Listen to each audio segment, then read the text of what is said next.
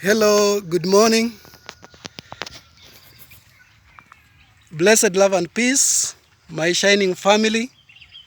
This is your brother TLB Pondiredim from Yala to the world. I carry light in lyrics, hope in harmony, and love in the sound of redemption. Now, as you can see, I traveled yesterday from Nyaboanse village, and my phone drains power. So when I reached here, uh, my phone's battery was low. I could not take any video. Otherwise, the first video I should have taken was from yesterday. But now, this is my first video I'm taking today, and I've decided that, they say that charity begins home. So you don't go to help a neighbor before you bring that help home. You start first from you start from home, because there's also I'll call it lies that are being peddled in this region. When you bring help to the people, some will say, oh, it is coming from Illuminati. Others are saying from Freemason. When I came, I had to do some research. I had to speak to some few people, and that is conducting reconnaissance here and there to know what is the feeling about it for the locals around here. And, some were skeptical. Others welcomed the idea. And I want to introduce to you one of my friend I have met this morning, and he has a beautiful story. If you can remember, can you hold this camera for me for a while? Let it face me this way, this way, yeah. So, are you capturing me? I'm capturing quite well? Yeah. Yeah, so the guy who's holding this camera is a friend of mine, a distant cousin. And as you can remember in my first video, I did mention that I'm going to start an initiative here at home. Since I am a holder of bachelor's degree in business administration and specialized in marketing, I have a feeling that that is an area where I have immense knowledge about. So I decided that I'm going to walk along with people. Even when Christ came for the fallen. He came for those who are lost, not for those who are well.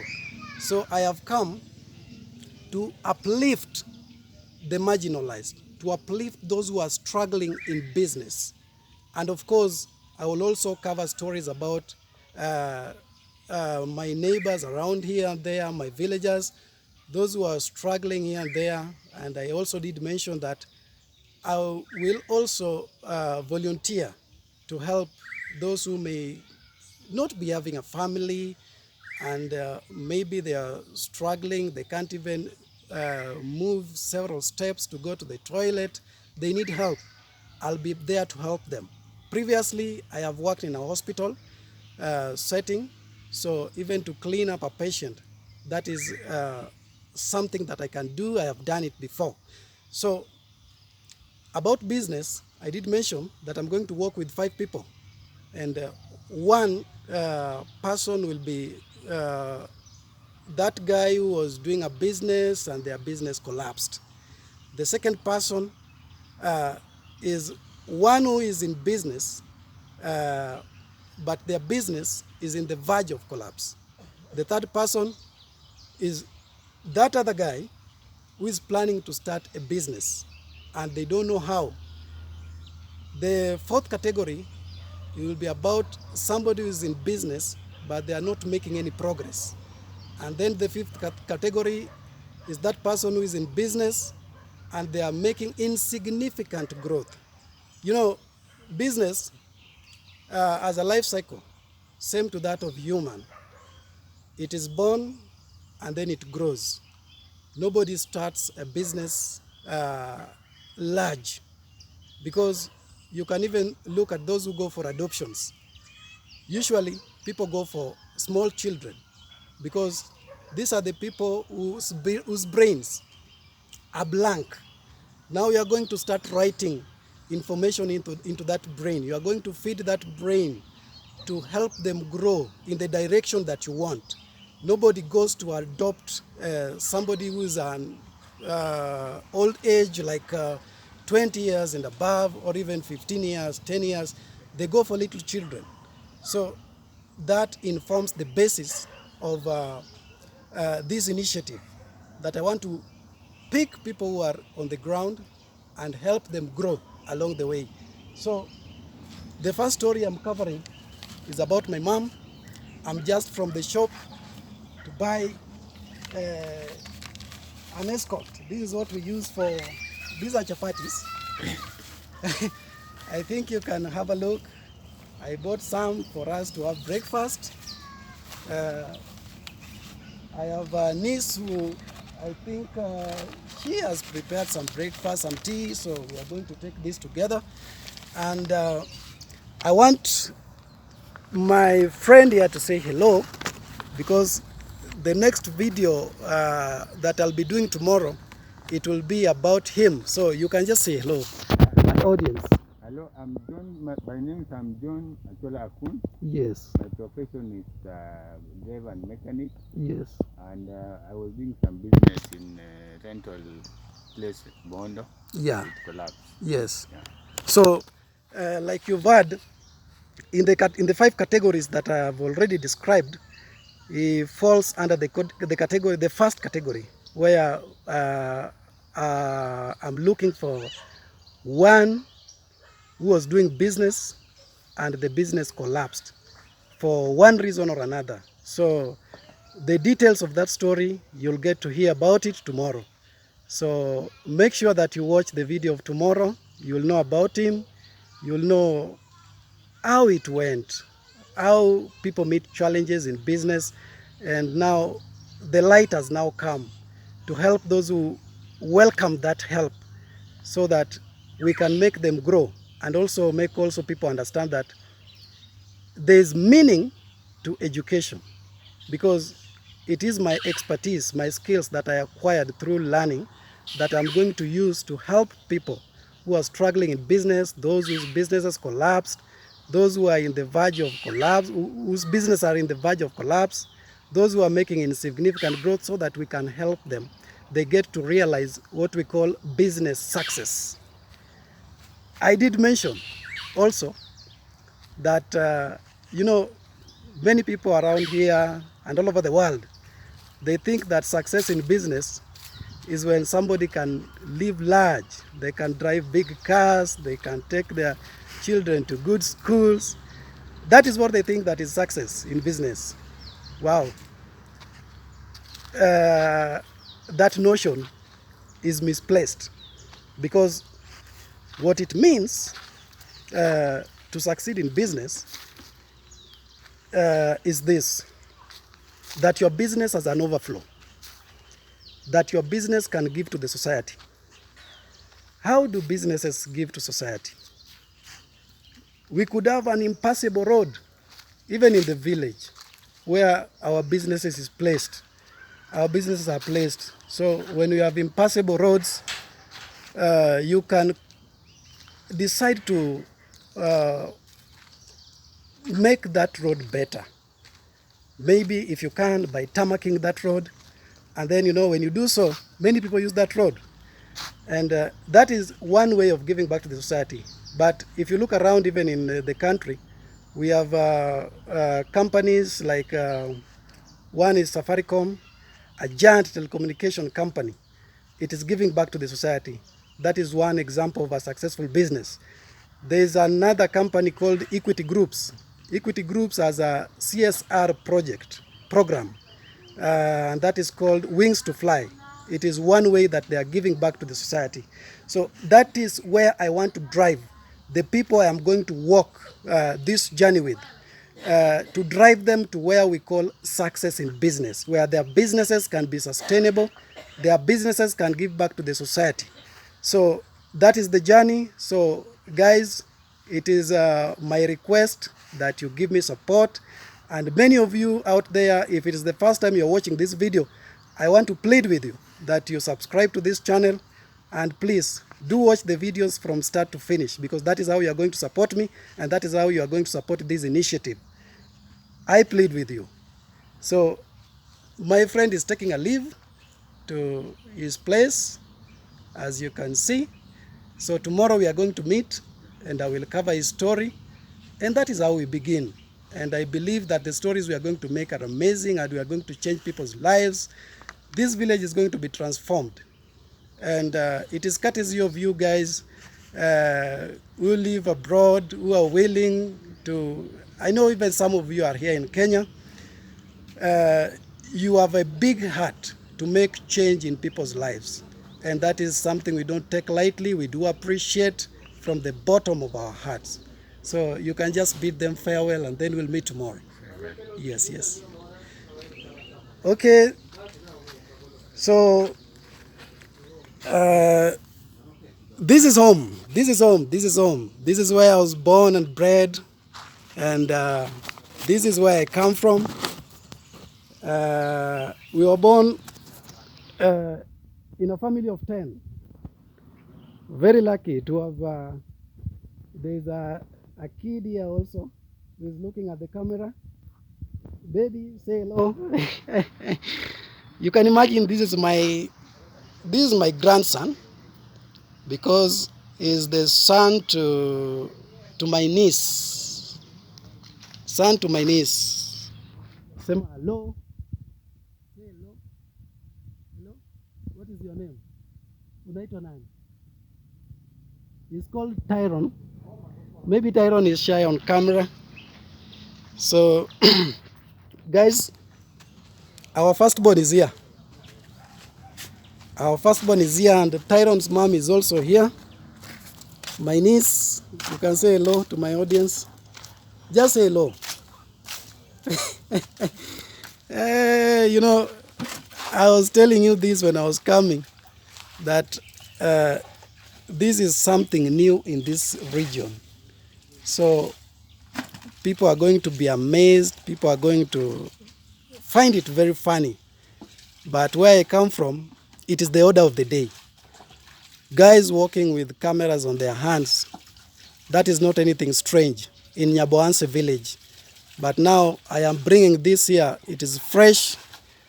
Many people are going to witness me walking, talking to myself, addressing my audience who they don't see. They are going to find it funny. So I got some, we call it escort. Now this is my mom's house. Already the precious lady called Faith, Mama Tyrone, has mopped the house, has made the house tidy. We have our big brother here called Frederick. Frederick, you can say hello to my audience. That is our firstborn. You can say hello. Say hello. Hello. Yes. Yeah. You introduce yourself. My name is Frederick Okothopeo. Yes. Yeah. So that is our big brother. Guys, I told you we were born in a family of 10, 5 boys, 5 girls. So he is our firstborn, and I am the lastborn. So there are also others in between, but they are placed in different regions across the country. I have a brother in Eldoret. My other brother is also a teacher, and he teaches in one of the schools around the place here, back in the village. And there's also another brother of mine who traveled to Nairobi, if I'm not wrong, and they will be coming back in a few. 2 sisters of mine already passed on. One sister of mine was Faith's mom. You already saw Faith, who was shy on camera, could not say hello. And even the son called Tyrone. Tyrone could also not say hello, because he's wondering, what is this guy doing? We are not used to these kind of things. So I also have my mom. My mom has taken a shower, I believe. Isel Wakri. Yeah, my mom has taken a shower. Usually, she takes a shower in the morning, and all thanks to our precious lady here called Faith is the one who does all that. She's the one who does all that. So, what's that? We've just seen a cockroach running around the place. There is a cockroach, and Tyrone is scared.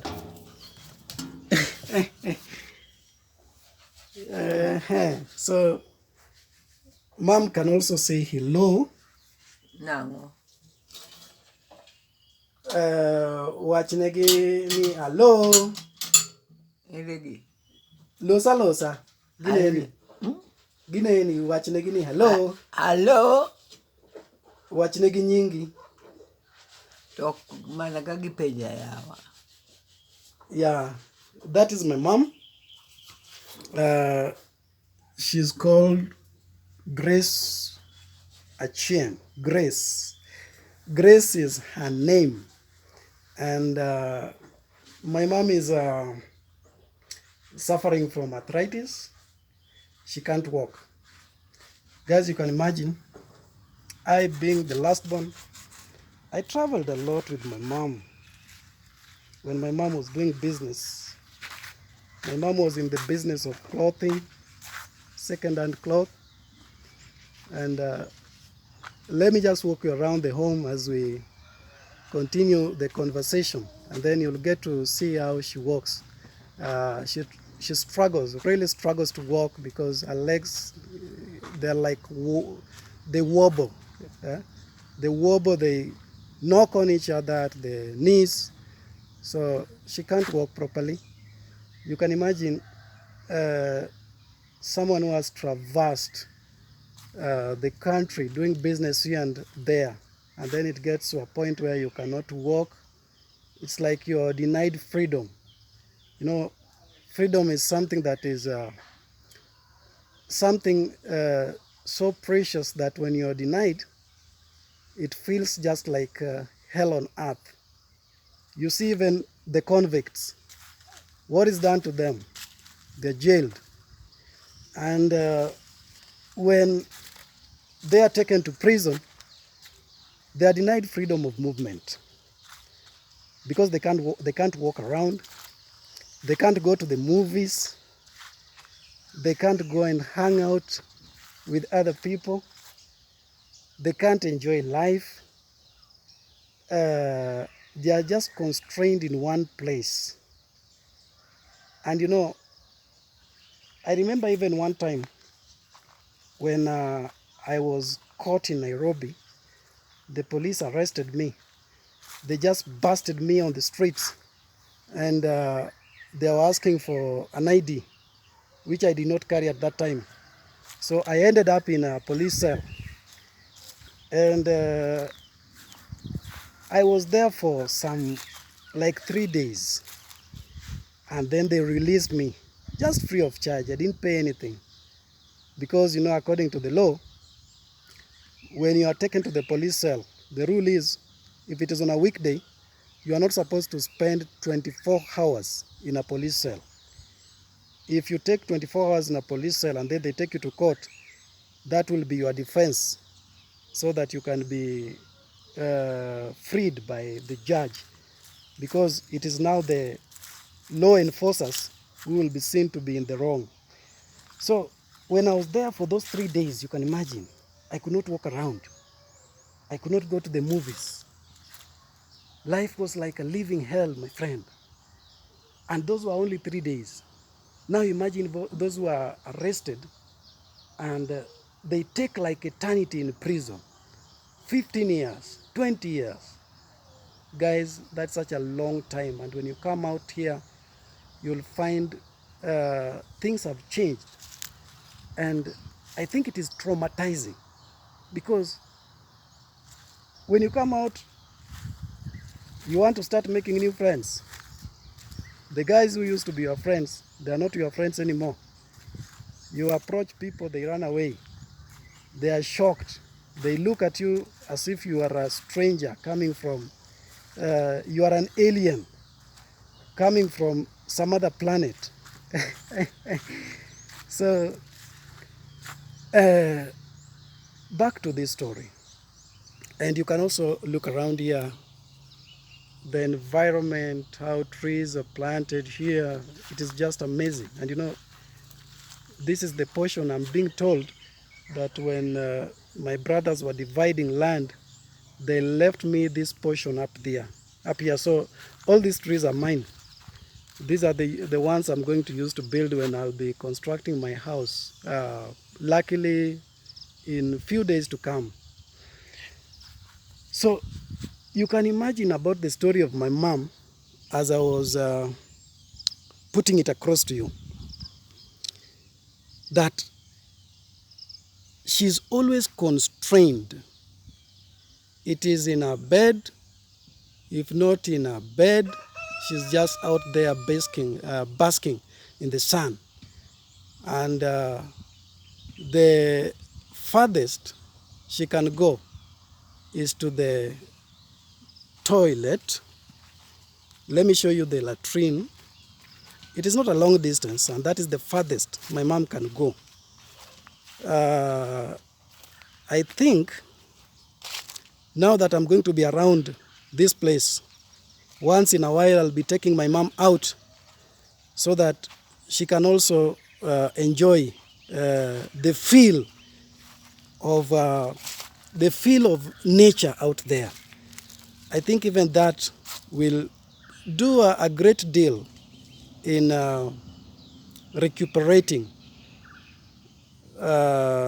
especially because she's always on drugs, coughing. Many a times she has been attacked by, it is just a respiratory problem, something that prompts medication. And then when she's taken to the hospital, many a times the drugs she's been taking are the drugs for respiratory problem, or we can call it pulmonary condition.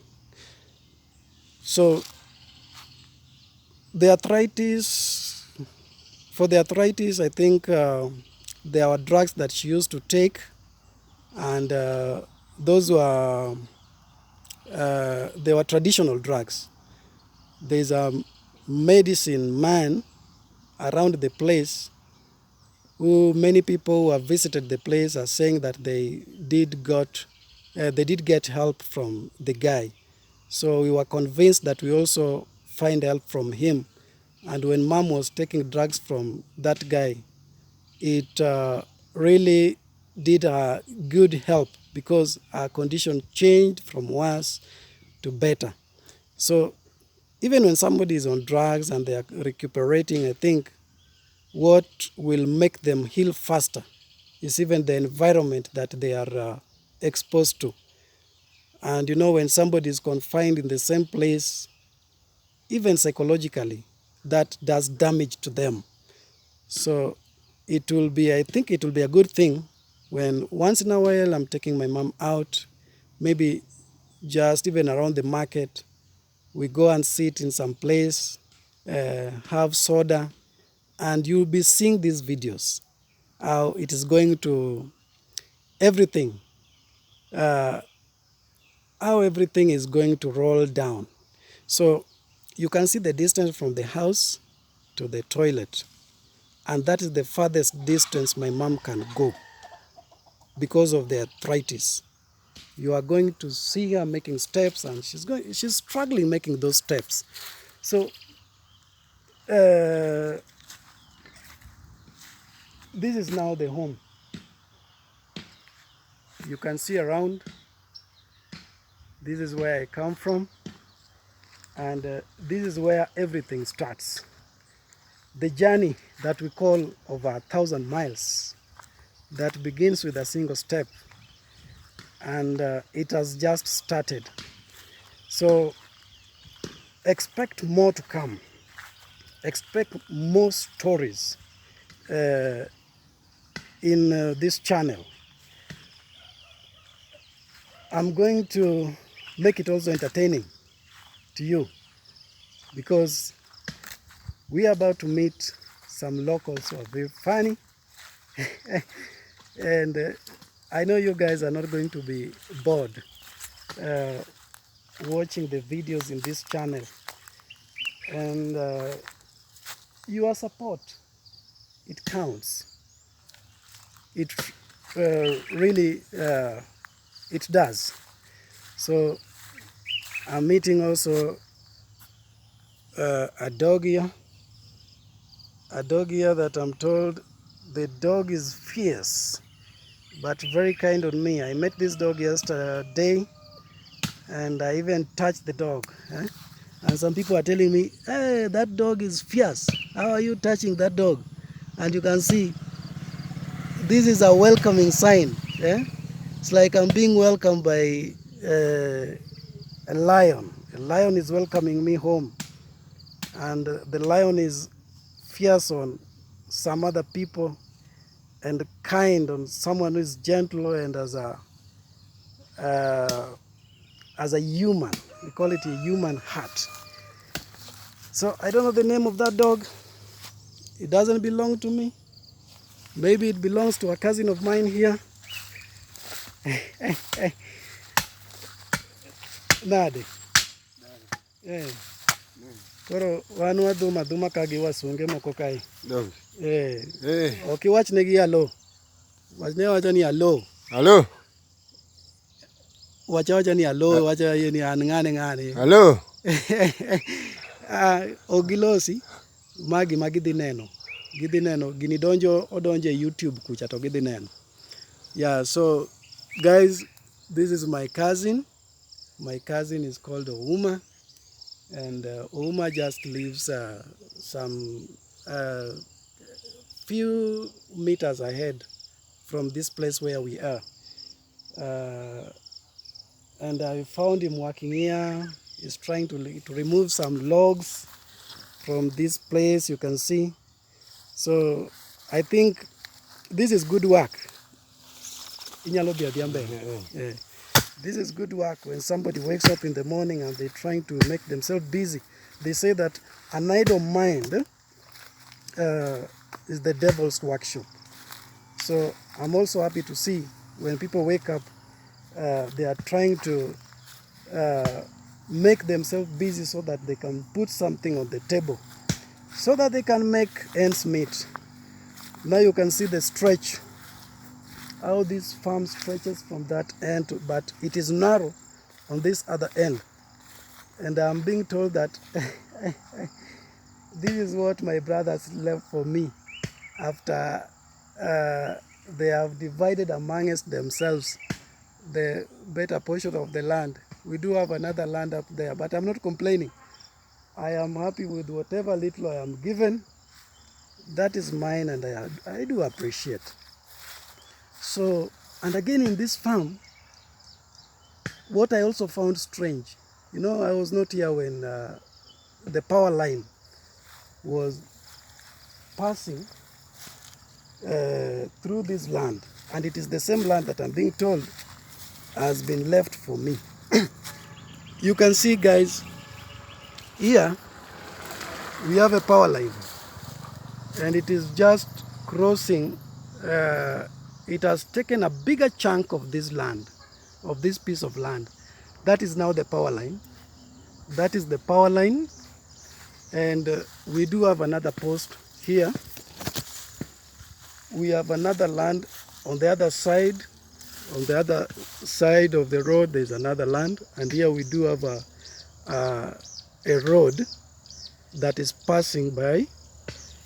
So I don't know how they decided without my consent, because I'm the one, I am told the land has been left for, but without my consent, the power line was made to pass across the land. So, you know, in future it will be very difficult to develop this land Because look at how narrow this part of this land is.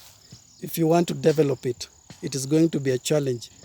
But I also understand this power line. It is serving many people ahead over there. I think it's like 2-3 people. So as long as there are people who are benefiting from it, I also don't see the reason why I should bring an issue with the Kenya Power, asking them, why did you do this? Why did you not consult me? Taking them to court, and perhaps even asking that the power line now be removed from this land. There's no need. Let people benefit. I believe in future.